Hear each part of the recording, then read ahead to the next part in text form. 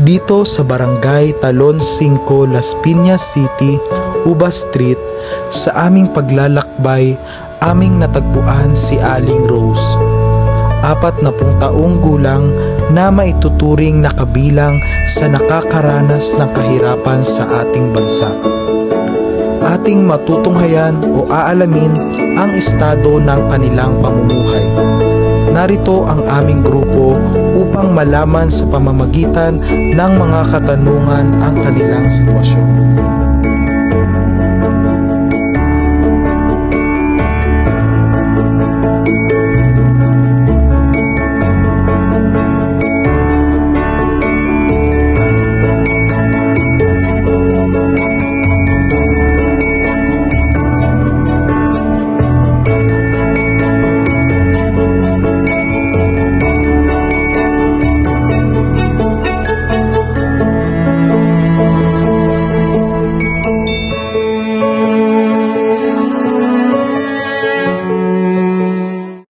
Po ate, so maaari po ba namin makuha po ang inyong unting minuto para po sa mga katanungan po namin? So ito po, una po, kamusta po ang inyong pamumuhay? Ayos lang. Okay lang naman kahit ganito. 3 beses sa isang araw nakakakain. Ilang taon na po kayo ditong naninirahan sa 14 lugar? years na kami dito sir.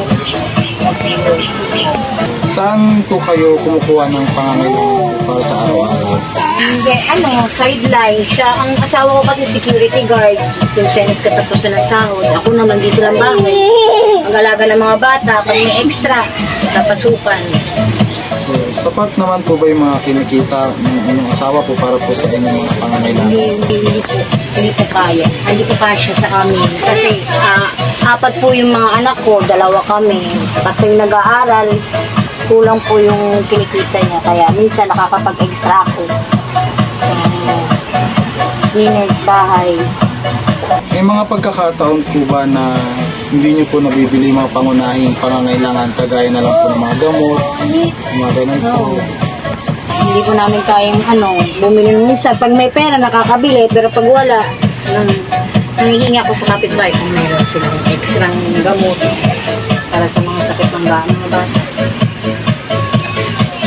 Nakatanggap naman po ba kayo sa mga tulong galing sa gobyerno or sa mga barangay po ninyo? Barangay, grocery, ayuda, gano'n. May sabihan ayuda, bayad mo na sa kuryente. Pagkain namin, mga utang, ubos na rin. Sa 3K, hindi ka kasya ng ayuda.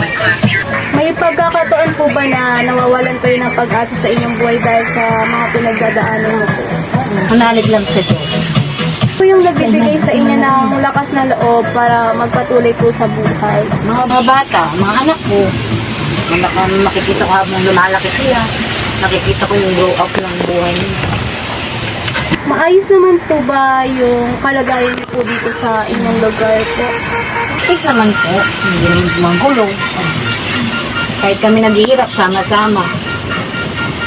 Kapag po nakakaranas po kayo ng ulan o bagyo dito sa inyong lugar, paano po yung sitwasyon niyo po dito pag binabaha po kayo? Sa may kami, may tapag kami. Yung mga bata doon, kami lang sa mga upuan. Dinidikit-dikit namin para makatulog. Binaba kami dito. Ano po ba yung pangarap para sa inyong pamilya o nais niyo pong mabago sa inyong buhay? Hindi naman ako hahangad ng mayaman. Gusto ko lang yung maayos ang buhay nila. Makapagtapos ng pag-aaral, maayos ang trabaho. Meron po ba kayong natatanggap na benepisyo na kagaya po ng programa na 4Ps? Wala akong po. Yun lang po, maraming salamat po. Thank you po. Thank you po sa nag-interview. Saka sa pagpasyal. Hindi po. Salamat po sa oras. Merry Christmas po. Kami ay napadako din sa lugar ng Chesa Street. Dito pa rin sa Talon 5, Las Piñas City, sa tahanan ni Aling Rebecca, upang alamin din ang kanilang kalagayan o sitwasyon ng kanilang buhay.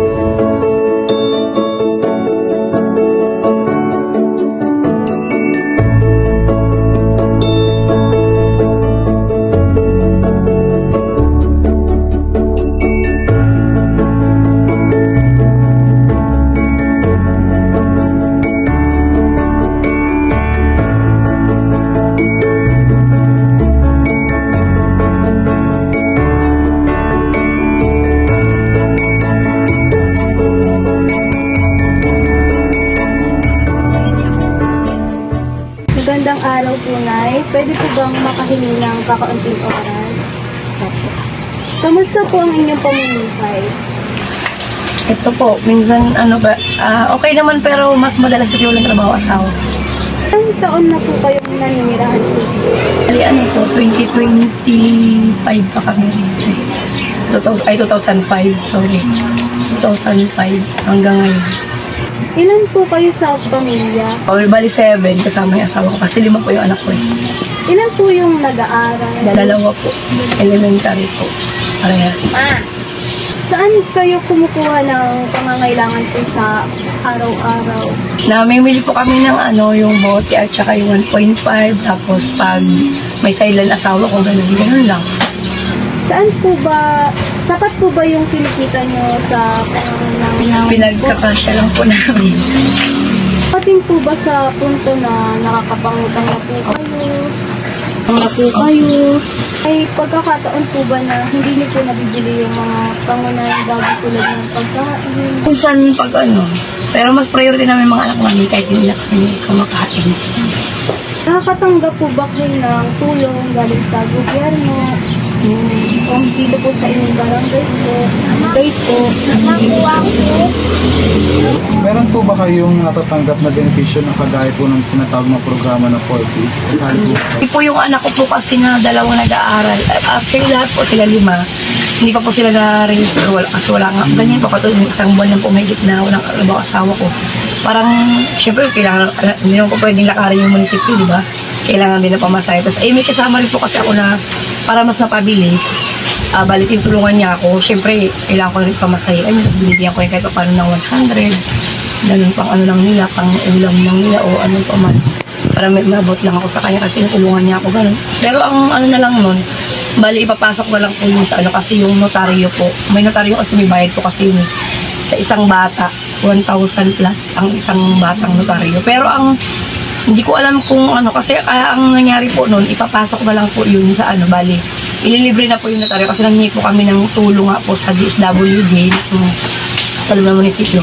Bali, mangyari po, yung 5 pong bata na yun, ililibre na po yun ng notaryo sa loob ng munisipyo na parang ganun. Kaya ang kailangan ko pa rin po, financial pa rin po para dun sa paglalakad, parang ganun. Kasi kasi marami pong kailangan bago nangyari na ipasok kasi nagkumuha pa rin po ako nung yung certificate of no record. Bawat isang bata meron nun. Tapos pinarush ko siya sa Alabang, yung mall sa Alabang na bago. Ayala Mall ata yun. 5 bata ang kinuha ko nun, ang isa nun 2 pinto kasi yun. Isang 175 at saka isang para basta 350 plus sa isang bata lang. Yun. Pero makukuha mo agad yun, oras lang naman kasi. Yung 5 bata na yun, pinadyusahan ko yung 5 kong anak para kasi gusto ko pumasok ng 4Ps. Sabi kasi nila okay naman yun talaga. Hindi pa rin ako nakapasok kasi nga wala pa silang kahit yung gusto ko man silang bigyan ng yung national ID. Hindi rin, wala rin kasi wala sila kasi kailangan din yung birth certificate sa national ID. Kaya yun. May pagkakataon po ba na nawawalan kayo ng pag-asa sa inyong buhay dahil po sa inyong pinagdadaanan? Hindi naman kasi, kumbaga, inaanak man yung aras mo. Kumbaga, minsan siguro, pero mas priority na namin yung mga anak namin na kailangan namin para sa mga anak namin. Di ba po, kailangan namin yung mga anak namin, hindi namin kaya pwede sumuko. Gumagawa kami ng paraan para namin sila. Hindi nga po sila ng Christmas party nila.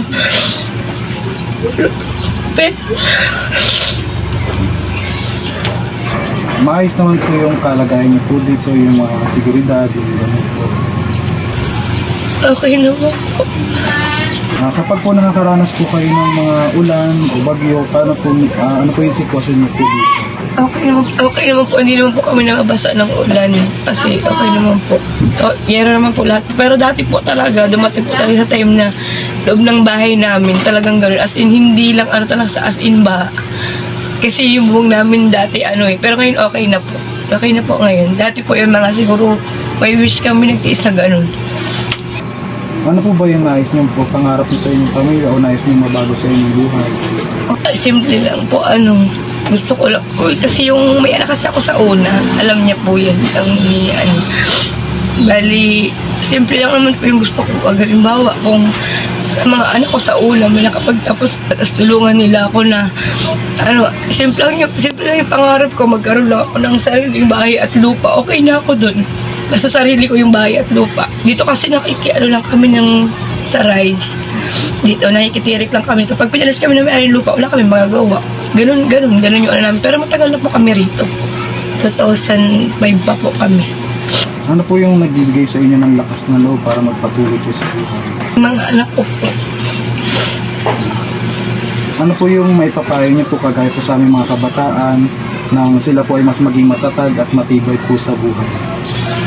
Mag-aral kayong mabuti dahil din ang ng mga magulang niyo sa inyo.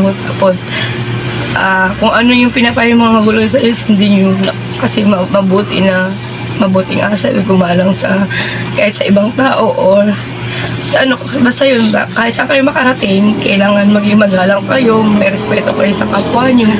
Yun kasi importante. Kasi ako, kahit ako sa totoo lang, hindi naman talaga ako nakapagtapos din. Pero yung respeto, number 1 sa akin yun, tsaka yung pag-aalang, hindi talaga nawawala sa akin yun.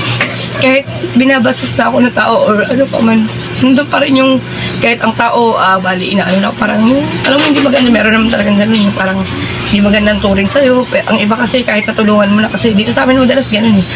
Kahit natulungan ko na sila, alam ng mga tao yan, maga pa lang, niyan ako ng kape, yung asawa ko, na alam niya yan. Maga pa lang, ikaw pa yung aaway, dating na kasi ganun. Okay lang yun sa akin. Okay lang yun sa akin kasi, mayroon ko sa akong salita na, pag ako meron, bibigyan ko kayo. Kaya kahit awayin nyo ako, okay lang. Basta ako nakatulong ako sa inyo. Ganun kasi ako. At saka ayoko kasi ng plastic na tao. Maraming salamat po sa unting oras. Meron lang din po kayo munting handog lang po. For Christmas, na din po namin gift po sa inyo. Thank you so much po sa time. Maraming salamat po. Merry Christmas po. Dito ating natutunan na gaano man kahirap ang buhay o ating pinagdadaanan, patuloy na maging matatag at manalig sa Diyos. Kagaya nila Aling Rose at Aling Rebecca, na sa gitna ng kanilang kalagayan, hindi iyon naging alintana para sila ay sumuko. Sila ay patuloy na lumalaban sa hamon ng buhay na may pagtitiwala sa Diyos.